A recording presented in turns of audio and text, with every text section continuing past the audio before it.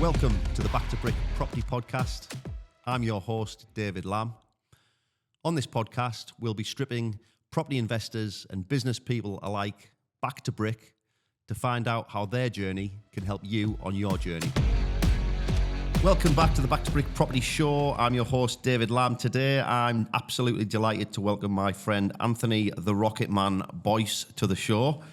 Architect, property investor, developer, speaker, businessman, and one half of the best property meetup in the Northeast. Welcome, Anthony. Hello. Good to have you on, mate. When I first started this podcast, you were in the first initial list to get on. So good. I'm glad I've got you on. I'm only fourth down the list then. Yeah, so yeah. The other ones were trial and error. So I think we met about 5 years ago, approximately. Mm-hmm. I think it was. Was it the Teesside event? I think we met briefly at the Newcastle event, the Newcastle meetup, if I remember correctly, and then we had a good chat at the Teesside property. What was it called at the time? It was Dennis and Chris, wasn't it? Yeah, it was a good event, to be fair. It was all right. So I really got to know you then, and then met obviously Paul Million through yourself, etc., who we'll get to. So obviously I've followed your journey ever since I met you, and likewise.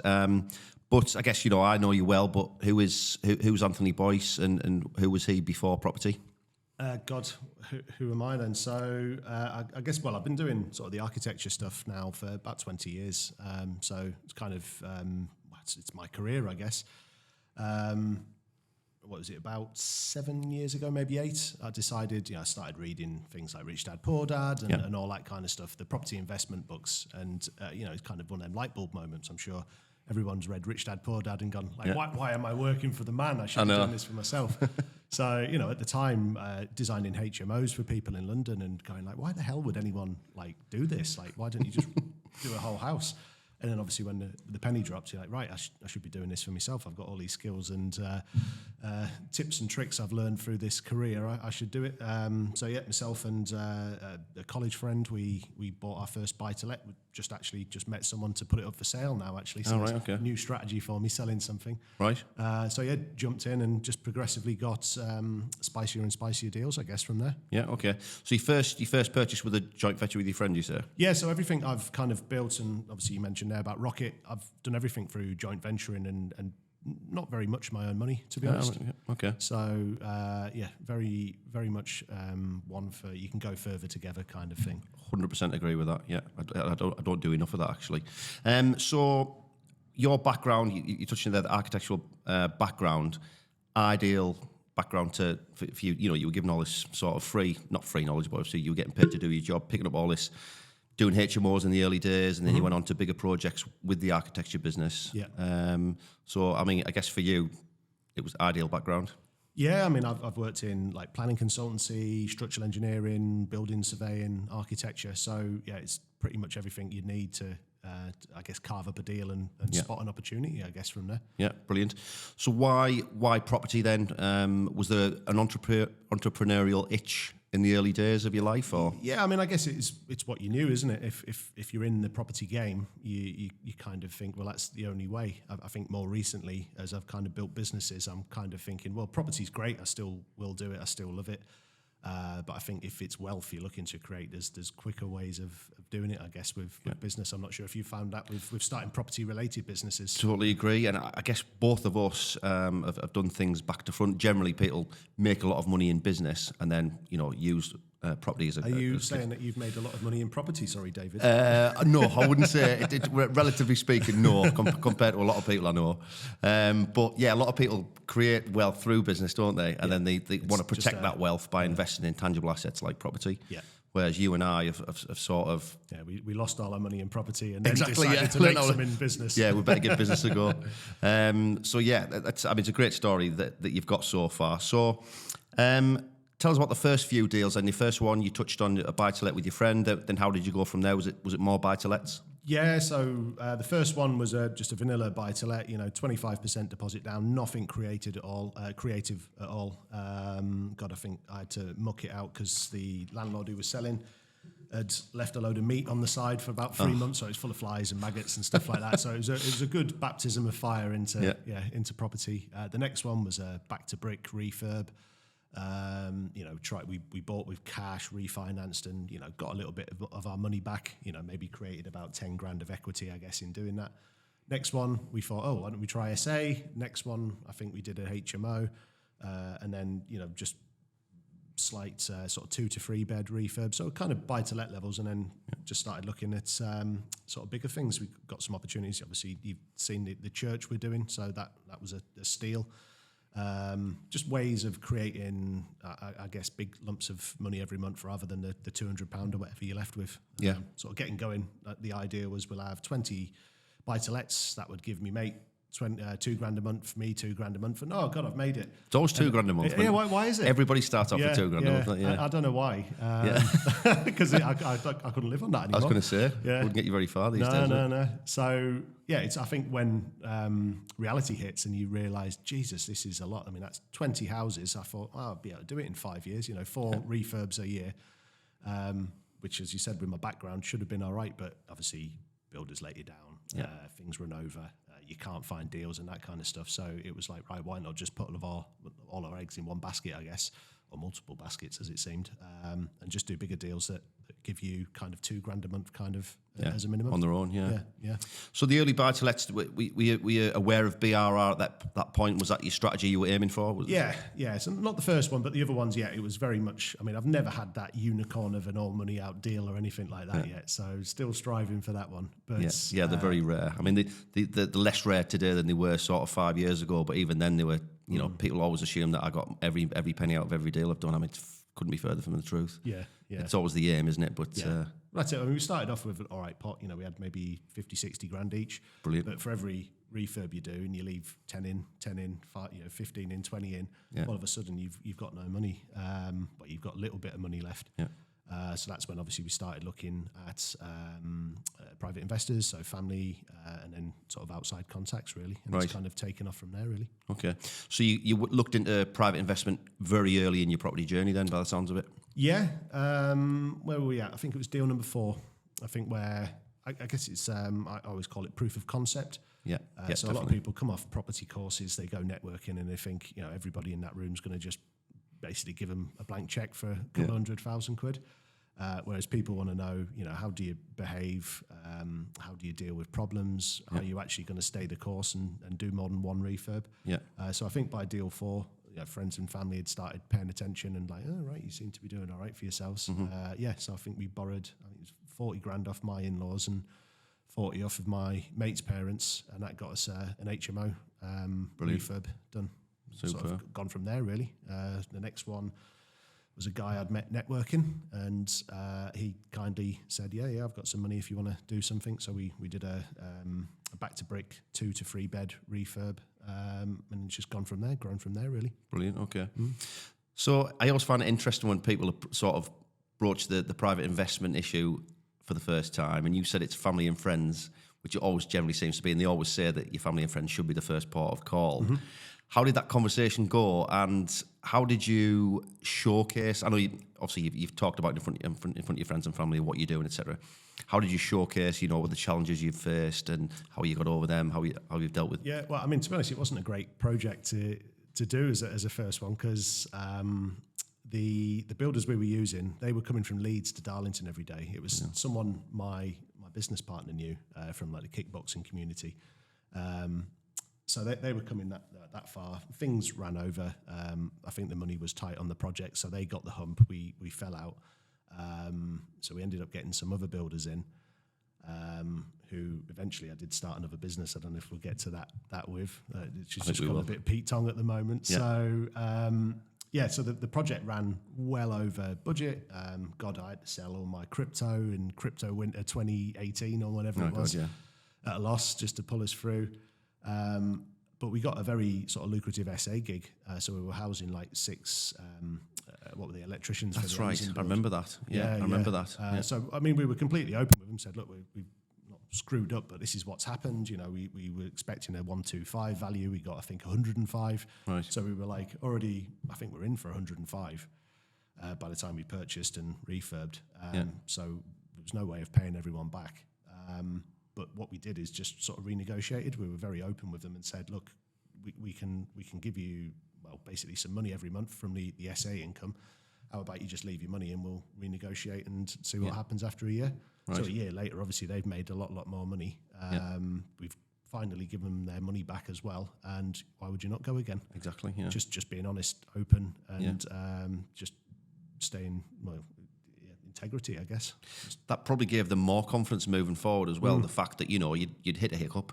Yeah. Ultimately, they weren't going to get the money back at the time they thought they were going to, but you've dealt with it. You've made sure that they were looked after financially, and then you've gone on and done bigger and better things. So it can only strengthen your case. Yeah, absolutely. Again, it's that proof of concept. How do you perform when the chips are down? Yeah. How do you deal with problems, and how do you find solutions? Really. So no, I mean they've been great. Just you only need one or two investors, I think, to really make a difference. So it's just been rinse and repeat with the same money. And he's still using those same investors today? Yeah, one of them's gone, but the in-laws are still just putting the same money in, and we just pay them. It's enough for them to go on holiday once a year. It's 40 grand. What were they doing with it beforehand? I think it was in premium bonds. Was it? So I don't know how many times you've dealt with financial advisors, or you hear the advice that people have had from financial advisors, and just put that in premium bonds. I think in the first 2 years they'd made like 400 quid or 500 quid or something like that. No, it might have been less. It was ridiculous. It's like, oh no, come in, you've seen it on Facebook. Invest with me, 8% returns or 10% returns or whatever, make you rich. Yeah. But no, they get nearly 3.5 grand a year at the moment. So why would you not do that? Exactly, for doing very little. Yeah. So that's brilliant. So I mean, you got that. You went into SA quite early, because when we first met, I think you were just getting into SA then, and you touched on the deal that was it Amazon, the electricians from Amazon? Yeah. So we fell on our feet with that, and that was just from putting myself out there. Obviously, we had the property thing at that point, just through, I guess, telling people what I was doing. Someone, where were they based? In Oldham, had seen my posts and said, right, you obviously seen the guy to go to in Darlington. We've got this gig. Can you help us out? So we were housing probably about 15 people on I think it ended up being 11-month gig. So it was just... Was this during COVID? No, that was a time after, but that was even more ridiculous. So. Yeah, I think the next time is the one I'm referring to. Yeah. I just remember having my mind blown when you told me how the deal had happened. So that one, so I went full time into into rocket architecture. It was the 3rd of March 2020, and obviously lockdown happened about the 21st or 22nd.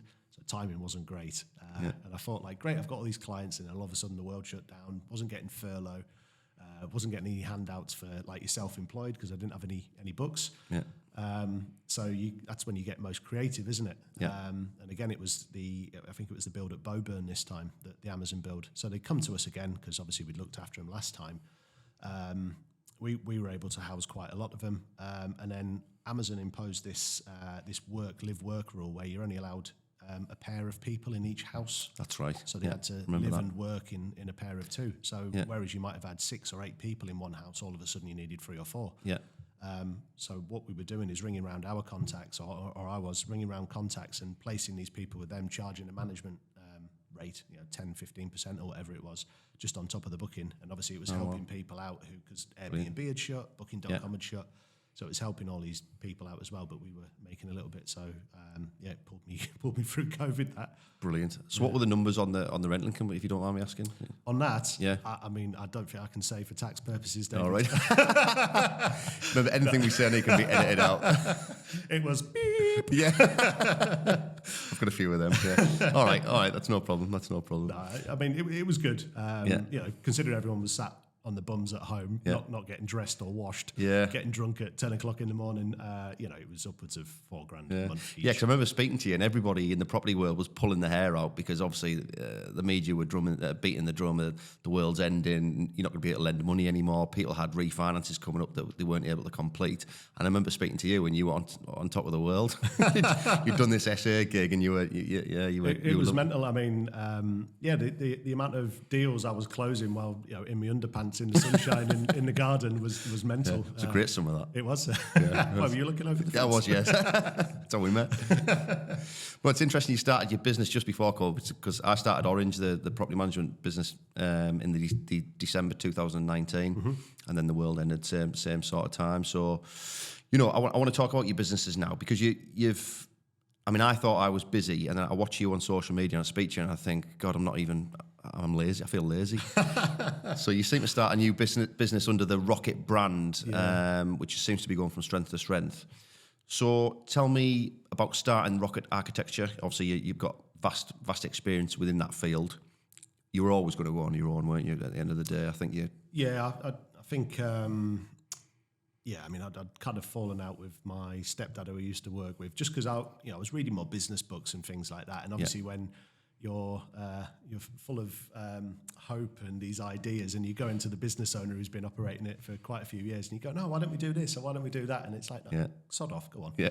I mean, Savills was great. That was one of my last jobs. We're working on lots of listed buildings and things like castles and ruins and stuff like that. So really interesting stuff. Mm-hmm. But when the office shut down, I moved to an architect's and fell out pretty quickly with him. I remember. He was just an odd person, and I think I wound him up when he I was buying the church at that time, and he goes, "Oh, you're going to be a millionaire, aren't you?" I was like, "Well, yeah, probably not this year, but maybe next year." And he started talking about some land at the bottom of his garden. I mean, he's an architect; he owns a business, and he was like, "Yeah, I've always wanted to develop it, but I've never really had the time or know what to do and stuff." And I think we fell out when I said, well, "You're an architect. What are you on about? Like, you should be doing this as your day job." So we rubbed each other up the wrong way, and God, it was a day after my birthday that got into work, put me in the office, the little meeting room, and said, "Right, it's not working," and didn't come to blows or anything. But it was a bit of a funny meeting, that one. Onwards and upwards. It's all part of the journey. Yeah. Isn't it? So. I mean, going on my own, I mean, obviously I had the network and things like this, so I was in amongst property people quite a lot. People knew who I was and what I was doing, so it kind of made sense, really. I had potential customers that I was bumping into every month at the event, but I was networking religiously, maybe 2 events a month, a week as well. Yeah. So, just surrounding myself with people, really. Yeah, and you present yourself as an architect that has experience doing your own serviced accommodation, HMOs, commercial residential conversions. So, it's a great place to start, isn't it? Yeah, well, I think it's what I try and use as that it sets me apart. I'm a developer as well, so I kind of sit on each side of the fence. Exactly. I've purchased, I've done the drawings, I've developed, so I know what the pain points are through a development as well. So hopefully that experience should save people time and effort and money, I guess. Do you find yourself, I know you've got other consultancy businesses now, but did you find yourself, especially in the early days when you started as your architecture firm, you were sort of acting as a consultant to these developers? Oh, still do, yeah. Holding the hand through step by step, not just an architect because of your knowledge. Yeah, well, I guess back then, I had imposter syndrome. I think everybody needs to get over that as they become sort of into business and property as well. So although I had all of this knowledge, I guess I just didn't believe in myself enough. So I was probably just taking on any old work at that point, just thinking, great, let's... You do when you start, though. Yeah, it's work. Whereas now, I've got no issues telling people that their deals are crap and there's no way it's going to stack up. I mean, a lot of the time they tell me different and go on, and then you see them pause or get sold because they haven't been able to make them work. But as you say, it's more, I would see myself more as a consultant these days than I've hung up my crayons. I always keep telling people. So why Rocket then? Why Rocket as the brand? There was a little bit of local heritage involved with the trains. So Rocket was one of the trains. I think it was built in Shildon, but Don't talk about that. Don't talk about Shildon. And there was a Rocket Town brewery, which I liked the logo of. Right. So I just kind of... Knew there'd be beer involved somewhere. Don't drink anymore. It just kind of fit, really. I thought local heritage, rockets, you got an emoji. That was quite a cool thing as well. And it was a cool word. Yeah. So my head was sort of working on like how can you play with different ideas around it. So I just ran with that, really. Brilliant. Okay. So how many businesses are in the Rocket brand now then? God, there's probably at the moment I'd probably say 6 or 7. Right. Maybe 1 or 2 more that I've forgotten about. But we're expanding all the time. So next year we're looking at coffee. We made some gin last year for Christmas, and that seemed to grow legs. Everybody as you do when you've drank loads of gin. This is great. It's fantastic. Yeah, it's funny that, isn't it? Let's bottle this and sell it. Yeah. We're looking at like Rocket clothing, so Rocket apparel. God, what else? Social media, digital. So they're like non-property ones we're looking at.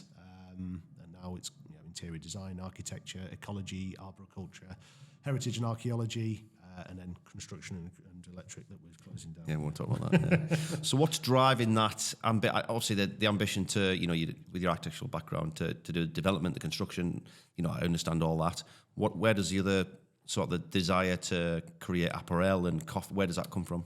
I guess it's just spotting an opportunity. I guess the more people I've spoken to or spoken with about Rocket, they've gone, "Oh my God, it's amazing! You could literally put it on anything." So when people say that, you're like, "Right, well, I'll show you." Yeah, I'll do that. Yeah. I'm going to do that then.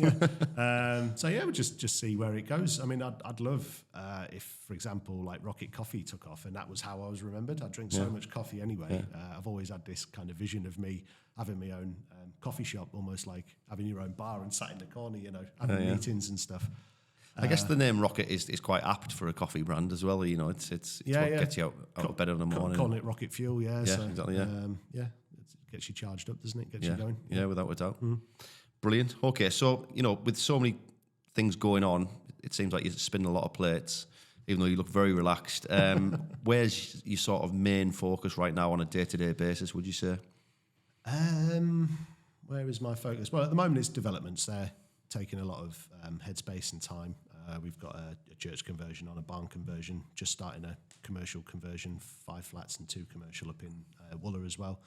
So obviously there's so many cats to herd, isn't there? When just jumping through hoops for the finance and legals and all that kind of stuff. Yeah. So that's taken a lot of focus at the moment. But other than that, it's kind of, I guess, towards the social media. I've just really I've stepped away from the kind of the business day-to-day stuff. Right. My business partners, God bless them, have taken the reins there, and it's just trying to push the brand as far as we can and seeing where it takes us, really. How have you found that? How have you found stepping away from the day-to-day? I mean, I was kind of using through something like #NotRetired, and people. I was posting all the time about playing golf. I saw that. Yeah. I mean, maybe one a week at the peak. I wasn't playing that much, but everyone always asks like, "Oh, how's it look like being retired?" It's no different. I'm on the go all day. Yeah. The crack. It's phone calls, it's emails. I might not be physically sat down at a computer and doing stuff, but it's non-stop as you doing deals and arranging meetings and that kind of stuff. Really, it's a lot more enjoyable than the day-to-day grind. Yeah. I mean, nothing's ever the same, is it? So no, that's good. Every day is different. So that's what I enjoy, really. Yeah, problem solving. That's probably what I'm good at. Yeah, for sure. So you touched on the church development there, which is one I'm very interested in, just because it looks an incredible building. I remember when you agreed the deal on it, and I remember you telling me the numbers, and it was a fantastic purchase. And I've been following your progress on Instagram. So tell us about that deal. Yeah, so I mean that one, again, just putting yourself on social media and having the Property Thing event. So I was just approached by my business partner in that one, Simon Folks. He came and said, "Look, there's this deal, there's this church. Do you want to go and have a look at it?" And at that time, it was all new. He's like, "Oh my God, someone's come to me with, let's go and have a look at this." So we went there again, a little bit of imposter syndrome. God, looking around the church, like, is this, God, can I do this kind of a thing? But we managed to secure that for like 57.5 grand. It was beans, It's ridiculous. Yeah. How did you secure it for such a little? God, I mean, that was a funny one, that. So we had an investor who funded the purchase. So I remember us chatting about it. We got the investor on the hook, which was great. They'd agreed to fund the purchase. Unbeknownst to us, the investor went and spoke to the agent and put in a full asking price offer. So the agent rang us and said, someone's putting a full asking price offer. We're like, oh, God, we really wanted that. Oh, never mind, we'll go and have a chat. Found out it was the investor, so I'm doing you a favour. And we were like, oh no, we were going to get it. We were going to try and get it. So it was on for like 100 grand. So we put in 100 grand. I mean, it's not still cheap, but we were like, we were going to get it cheaper. So we were thinking about how to structure it in a way where it made more sense. So we were trying to purchase the attached cottage and do all this and that and whatever else. And in the end, COVID happened. So through that, we hadn't purchased it. And coming out of COVID, we very much played on the, oh God, the world's going to end, what the media was doing. I mean, the developer who had it next door, I mean, his wife was one of those tinfoil on the head type of people. So we were kind of playing on that. Yeah. And in the end, he was just like, look, as long as you can purchase it within a month, then yeah, you can have it for 57.5. So that's Decent, a decent reduction on the original asking price. Yeah, that's definitely BMV. Got to get that. Without a doubt, yeah. God bless COVID, eh? Yeah. I mean, obviously, things went the other way. So I think if it had been a month later, he would have told us to poke it, really. Oh, without a doubt, yeah. He was going to the auctions and saying things are flying. So I think everybody had these 50 grand bounce back loans, didn't they? Yeah. Just snapping everything up in the North Yeah, it was East. a crazy time, wasn't it? Yeah. So, when you went to see that, obviously with your background it helps, but when you went to see that building, it's not your bog standard commercial resi or your standard conversion. So when you first visited the property, did you know immediately what you had in mind for it? Were the plans in place, drawn up? So there was some plans already done. The owner had got some other architect in, and I went round with my laser, and when I added it all up, it just wasn't working. So the building was bigger, in person, than it was shown on these plans. So the developer had only got, I think, 3 flats in there. Right. One on each floor, basically. And then when I started looking at it, I was going, there's like another 20 square meters here. Yeah. So I was like, I can get 2 on each floor. Obviously, don't say that to the vendor. No, of course not. So I think that was what had happened. Everybody had just taken these plans as gospel kind of a thing, and nobody had checked anything. Well, there you go. So that kind of gave me enough to kind of run with it, knowing that the numbers worked. I mean, it's grade 2 listed as well, but fortunately, don't just go out buying grade 2 listed churches, because if you've got all of these ornate carvings and wooden stuff in there, it'd be a bit more difficult. But all of that had been removed already. Right. Okay. Well, most of it. So we went to a couple of heritage consultants. That was before I had my own firm, and this is how my head works. When I got their prices back, seeing how much they were going to rinse me off, and it was like, oh God, I could actually employ someone and do this for myself. Got a few out. 2 of them said that they would write something, but they wouldn't support what I wanted to do. Right. So they would just take, I think it was like 2.5 or 3 grand. When you said they would write something? So they would write basically a heritage statement to tell you about the history of the place and all that, but they wouldn't write in support of me converting it into flats. Right. So like, well, why the hell would I do that? Yeah. So there was 1 out of 3 who said they could support it. And in the end, it got planning permission and listed building consent for that anyway. So it just shows you've got to maybe not take what you hear first. The plans that were done, they were incorrect. And then the heritage consultants as well. They obviously, if you just taken one person's word, you maybe wouldn't have proceeded. Yeah, exactly. So it's amazing the amount of value you've created just by investigating the drawings. I guess I'm a bit of a contrarian. So if someone says no, it makes me go, right, I'll show you. Yeah. Well then. Yeah. I'll prove you wrong. Yeah. Incredible. Absolutely incredible. I didn't know that. So the fact you've just proven you can get more out of the building than you could, it's made the deal. Yeah, just double check. I mean, that's one thing. Even working with people, just double check that everybody's read, everybody's understood, and check the numbers and figures that you've been given really as well. Yeah. So with the listed buildings, the heritage buildings, is that sort of your niche? Do you see that as being your niche moving forward? Over the next sort of 5 years, you see yourself not solely investing in these heritage buildings, but... Yeah, I mean, I love them. I would do new build. It's something we've been discussing recently, but I love old buildings. I think normally, that church is 1 street back from the high street in Barnard Castle.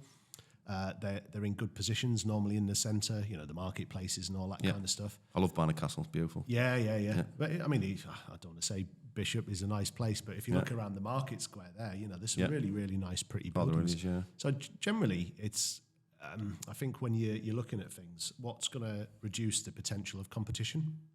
So you've got, structural problems and unmortgageable and all that kind of stuff if you're at houses.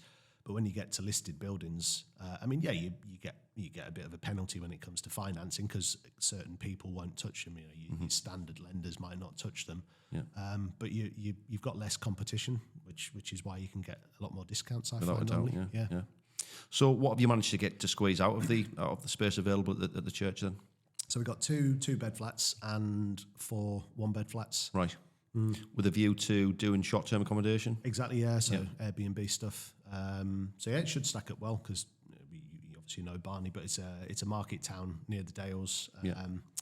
There's not a great deal of hotels around there either. There's not, Doesn't no. seem to be anyway. There's not a lot there. And you've also got a massive employer, Glaxo. Yeah, of course. Yeah. So there's a massive like factory and research facility there. So yeah, it should work for both holiday let and contractors as well. Couldn't be any better positioned, really. So how far along the development are you on that one? Probably say we're about 70% through. Right. Okay. Yeah. So again, you'll know with these, but we got a low GDV valuation when we set out, so you can only borrow 60% of it at that point. So we've only just gone through like another revaluation. So I'll give you the numbers. I mean, I think when we set out it was about 640 was the GDV, which was always too low. Yeah. But they were basing it on just £1 per square foot sale. Right. This is like a standard new build flat next door. Yeah. Whereas it's kind of like this is a church. It's got 4 metre high ceilings, stained glass windows, and all this kind of stuff. Obviously, no one listens to you, do they? No. This is the evidence. Yeah. So we just had it revalued, and the guy put a value on of 950. Wow. Okay. As a bricks and mortar. So again, we can borrow 60-70% of that figure now. So that gets us enough money to finish the development, which is run over, of course. Of course it has. Yeah. But when we come to actually put a mortgage on, they're going to add an element of the commercial income as well. Right. Okay. So it should push it up over $1 million. Superb. Maybe 1.1, which will be lovely. So you can relax going forward to the end of the development. Now you know you've got breathing. I wouldn't say relax. Yeah. Again, you'll know with development you've got to spend the money to like get it back on the drawdowns. So we're just at that point at the minute where we're pushing on, but we're waiting for the money to be released and come back. So we're at that pinch point at the moment, let's say. Brilliant. Okay. So when will that one be finished? When's completion penciled in? Hopefully February. Right. Okay. I look forward to seeing that. It'll be be some development, I'm sure. Yeah. I'll bring you around next time you're free. Yeah, without a doubt, mate. So the Wooler project that you touched on then, what's that one? Is it a mixed residential and commercial? Did you say? Yeah. So it was 2 shops downstairs with vacant uppers. Way back, it used to be, I guess, a big duplex flat upstairs with it used to be an electricians downstairs, electrical wholesalers or retailers. Right. So yeah, we kind of another creative deal. I think just timing was right. I think it was on the market for like 170 or 180. Right. We went round and it was cracks everywhere. It hadn't been touched upstairs since probably the 50s. Water coming in places and all that kind of stuff. So we kind of said, look, we'll 2 deals. We'll do a subject to planning and we'll give you the full asking, or we'll take it off your hands today, or however long legals take, for 100 grand. And just it must have been great timing because they took the 100 grand. Wow. So okay. we got this massive building. Yeah. Managed to use PD and planning to then squeeze 5 flats into the upper stories with the 2 commercial units downstairs. Brilliant. So again, there's another like raising the GDV. That'd probably be probably close to 800, maybe a little bit more. Yeah. So a lot of value adding on that one as well. Yeah, without a doubt. Yeah. So is that another joint venture? It was, yeah. So the business partner I started with, when we got our first one, we still do a lot of stuff together. So me and him, and there was one other person on that one as well. Yeah, okay. How do you find joint venture partnerships? Do you find them challenging? I mean, when they're good, they're good. Yeah. When they're bad, shoot yourself, Yeah. kind of level. Yeah, I mean, you do hear about you hear about the bad ones more, I guess, but people throw the term joint venture around on Instagram and the socials so flippantly, as if you're just going to jump into bed with anybody and start buying buildings. Yeah, I mean, it can work. So, I mean, one of the best joint ventures I've done was with Craig, my business partner in Heritage and all of the Rocket stuff now. So we were introduced by Jeremy Smith, Jezza, Insurance Jez. Yeah. So we met each other in Barney, had a coffee. I showed him around the church that we were going to be developing, sat and had a natter for an hour or 2. He was employed at the time. During the meeting, he was like, is this turned into a job interview? And I was like, no, not an interview. Do you want to start a business? Yeah, I'd like literally known him for 2 hours. He went away, and then the next day he was like, yeah, I'm going to hand my notice in and we'll set this thing up. So bloody hell. From that, hardly. What did you say to him? What did I say to him? Do you want to meet me in the toilets? I don't know. No, I don't know. We just got on. Right. He was keen as mustard to do things for himself, and I guess prove people wrong as well. Yeah. But yeah, so a lot of this has been basically us two basically running around like headless chickens, just trying to promote the Rocket brand, and it's gone from there, really. Brilliant. I suppose anyone looking to go into a joint venture with yourself will look at your background and see the type of buildings that you're now developing, and that'll give them a massive degree of comfort. You're immediately adding value to, because the standard developer like myself, they're not going to. I look at some of the buildings that you're developing and they scare the life out of me. I'll be honest. I just think I can't even get my head around that. Yeah. It's all about having a good team, isn't it? I mean, obviously, I've built an architecture team now who are amazing. You know, again, me doing the developments, I know even when I used to do drawing packages for people, like, oh, that should be enough. I know now that they weren't enough. So, you know, we go for everything with a fine-tooth comb just to make it easier going forward. We know where money gets added by builders for the unknowns and all that kind of stuff. So, yeah, I've got a great team who I guess I can go and find the deals, just carve them up, and they're the ones who can make it happen, basically. Yeah, brilliant. So your consultancy businesses then, you're working nationwide now, is that right? Yes, we got office in Dundee, Darlington, Barnard Castle, and I did say it before, Kent, Maidstone. Yeah. I mean, it's amazing how quickly everything's just clicked into place. Seems to click into place for you. It's your growth has been incredible over the last few years. I've been using a couple of slides when I've been doing presentations on it and stuff like that. It's obviously people are starting to pay attention now and like, can you come and present on it? But yeah, it's one of them kind of snowball situations. I think you've just got to keep going. You know, growth is on the other side of the pain points. So you've just got to keep going. It's just persistence, really. Yeah. There's nothing special. How have you found the human element of it? But I'm growing businesses myself, and other business owners I speak to. You know, rapid growth is great, but it needs to be controlled, sustainable growth. And I think the main element that people struggle with is hiring correctly. I know you kiss a lot of frogs. We all do. How have you find that from a growth point of view, hiring the right people? Yeah, no, we've had a lot of ups and downs, let's say, within the last. So yeah, the heritage business is only just coming up to 2. So during that, I mean, God, we've had people we've had to let go for. I won't go into reasons, but various people who are over egging their own puddings. I guess that's the best way of doing it. Yeah, I think since COVID, everybody's got used to working from home. Yeah, which I think when you're at a certain level within a business or like management or you're a fee earner kind of thing, it's fine. You know, some people work better, but we've had people who've worked from home, and I think they just use it as a chance to get pissed, really. Did you do that report you were going to, sorry, the dog was sick in my slippers, or, any excuse under the sun. Yeah. So yeah, we've I think we've been up to like 40 odd people across the group when we were sort of pushing on. We're down to probably like 30 odd now. Yeah.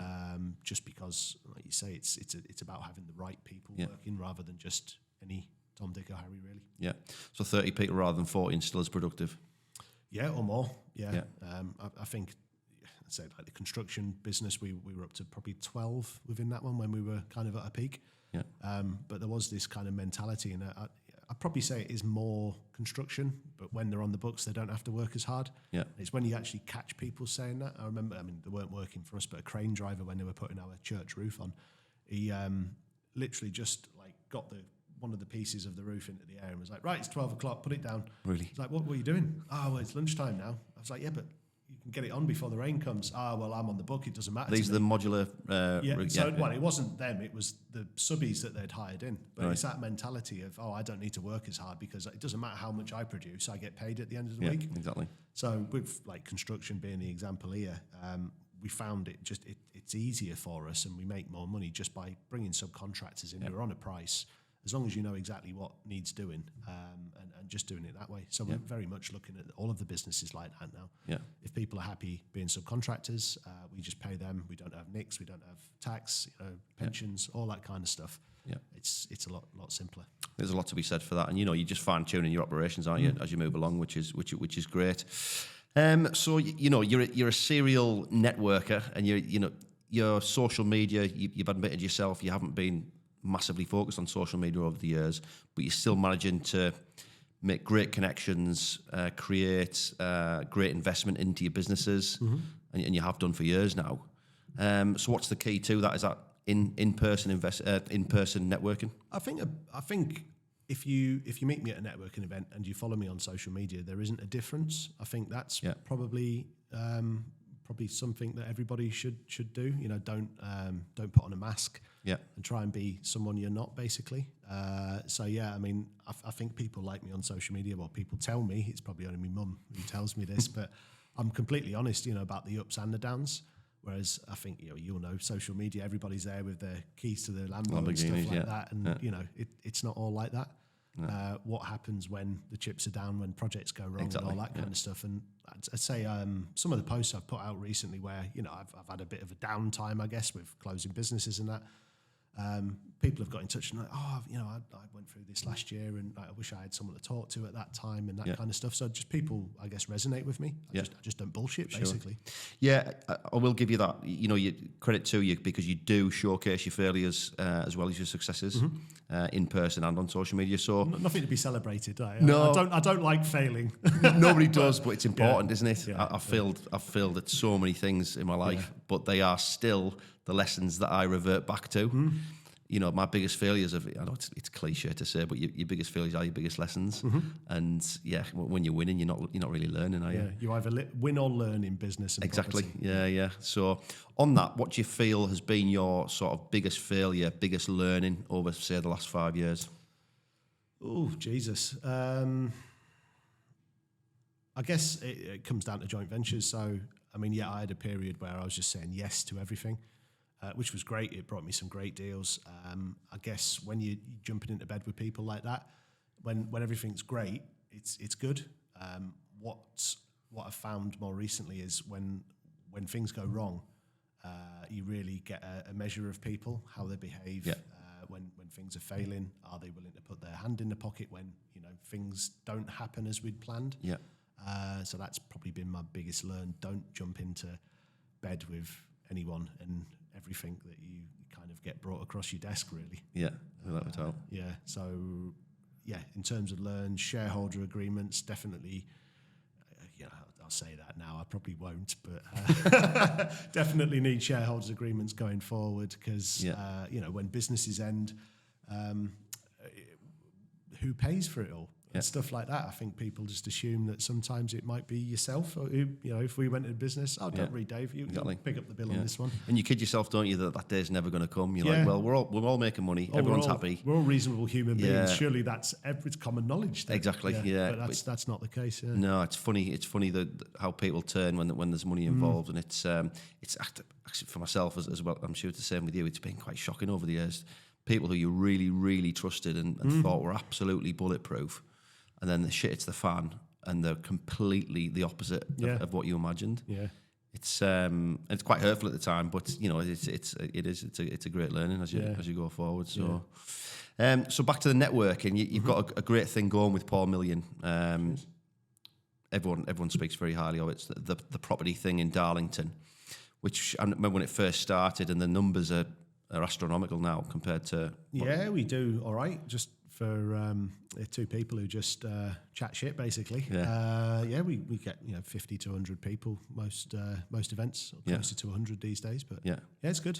Yeah. It's amazing the amount of people I speak to on social media and from out of town or London-based, Birmingham-based investors, maybe as customers of my property management business that have heard of you as well, even though they haven't been.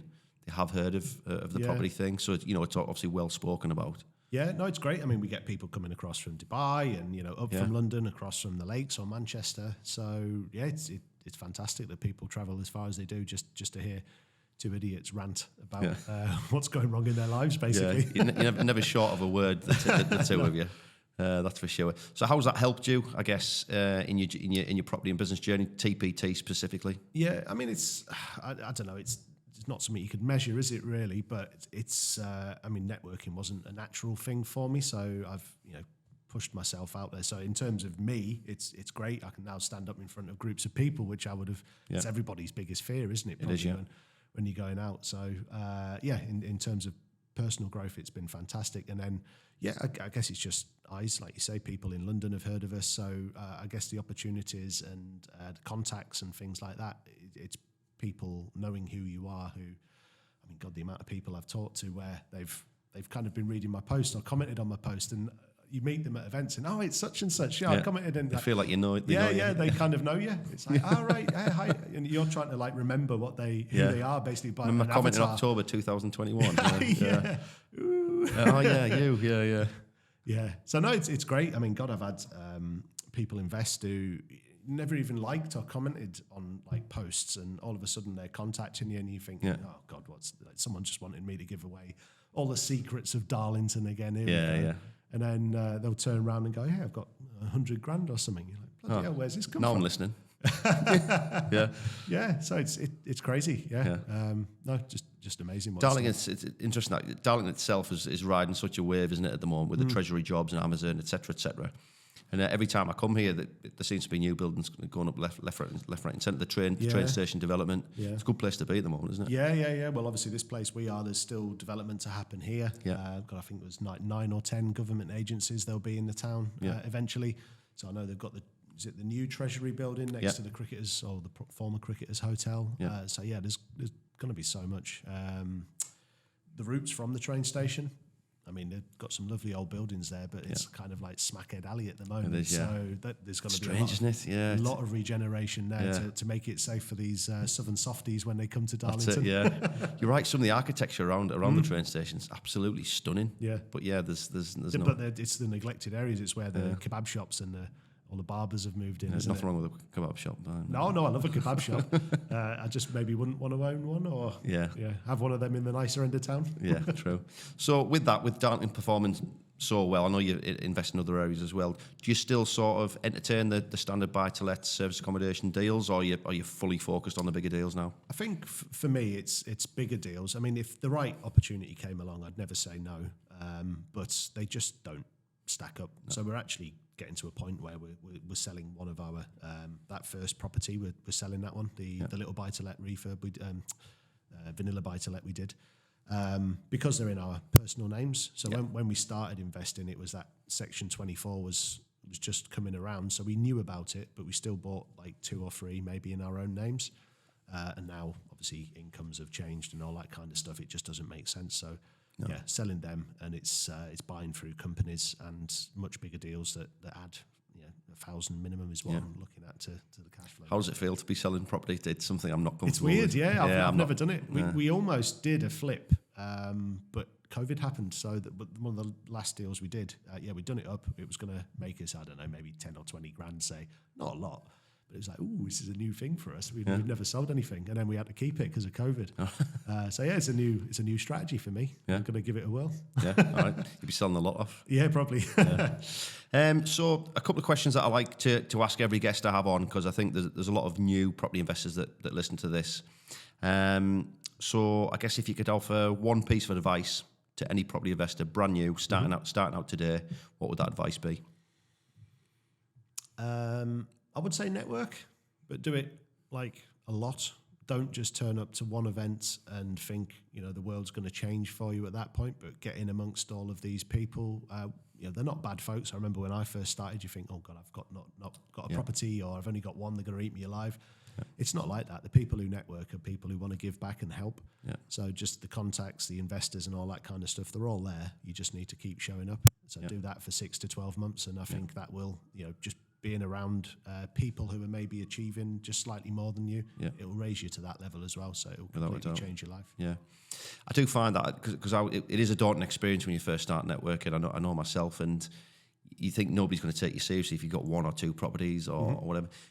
But I do find in property in general, I think we're blessed because people tend to not keep the cards as close to the chest as other industries. Mm-hmm. I think everyone realizes there's enough property to go around. We can all be a success. And I think generally people are genuinely happy to help, no matter what stage of your journey you are.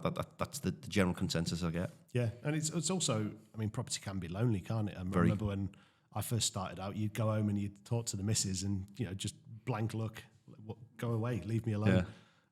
So I think when you can go and talk to people and, you know, just let things off your chest and all that kind of stuff, it does help as well. Yeah, whichever issue you're going through, property-based issue you're going through, someone else has been through it. Someone's been through it. Or is going through it and has felt that pain and you know, as a solution for you. So, I think it's very important. So I guess if you could do it all again, what would you do differently? What would I do differently? I'd probably start a little bit more creatively or on bigger deals from the start and say when we first got going it was 20 houses buy-to-lets, you know, within 5 years. I mean, that was ridiculous. I imagine people have done it, but I was doing a full-time job at the time when we started. It would have killed me. So I think having a good team of people around you, you know, don't do everything yourself, basically. Rely on other people who are, you know, like architects and stuff like that to maybe enable you to do you know, things like church conversions. It's not difficult. It's like 6 buy-to-let back to brick refurbs in one, really. But it's just having the right people around you that, you know, what one deal can change your life rather than having to do 20, basically. Yeah, without a doubt. And it was a trap that I fell into in the early days. I thought I had to know everything, and I was reading book after book after book. But you don't. You just need to know someone that does, don't you? You just need to bring in the right people, which you obviously do. I mean, there's like, I remember a story of Henry Ford, which I always go back to, and he's sat there, he's being interviewed by a load of journalists, and they're asking him questions, trying to make him look stupid. And he doesn't know the answer, but he just presses a button and brings in the experts who answer all the questions.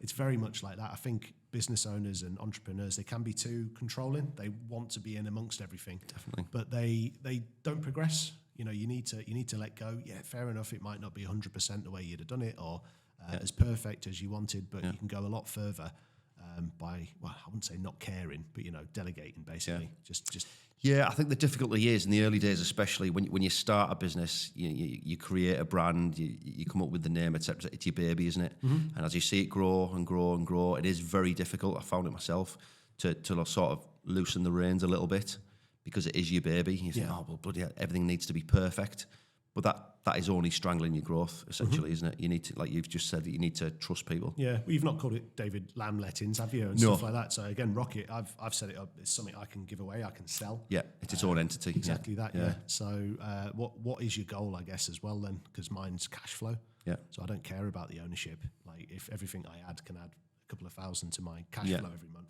I don't care what happens with the rest. Yeah, I think the rest is ego, isn't it? I think you're right. So which brings me nicely to my next question, which is sort of, you've achieved so much over the last 5 years since I've known you. Where do you see yourself in the next 5 years? What is the goal for you, ultimately? God, I would love, social media business just starting and things like that. I'd love to maybe get to that stage where it is that laptop lifestyle, the Tim Ferriss 5-hour work week, and, you know, my kids will be getting towards uni age, so I can maybe start traveling. Yeah.